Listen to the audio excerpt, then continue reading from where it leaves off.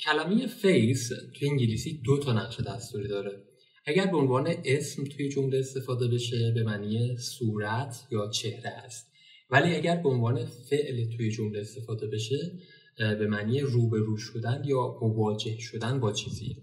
حالا اینکه معانی دیکشنریشه، معانی تحت لفظیشه، ما بریم چند تا اصطلاح هم باهاش مرور بکنیم. مثلا اگر بخوایم به عنوان فعل استفادهش بکنیم میتونیم بگیم که face the fact that، یعنی با حقیقتی که هرچه هست مواجه بشید. مثال رو گوش بدید. I couldn't face the fact that she was dead. نمیتونستم با این حقیقت روبرو بشم که اون مرده. حالا اگر face به صورت اسم باشه چی؟ یه اصطلاح جالب باش داریم، long face، یعنی صورت کش اومده. این برای وقتی استفاده میشه که یه نفر تو خودش باشه، همچین غمگین باشه، عبوس باشه. معمولا اینطوری استفاده میکنیم ازش. Why the long face?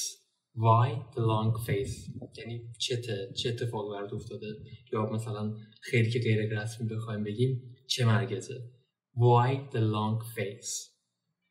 یه اصطلاح دیگه هم داریم straight face، یعنی یه چهره جدی، چهره‌ای که حالا مثلا در حال خندیدن نیست اگر بخوایم دقیق بگیم.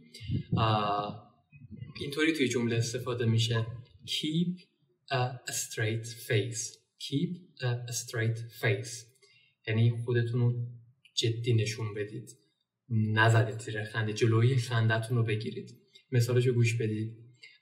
When my colleague fell off her chair, all I could do was to keep a straight face.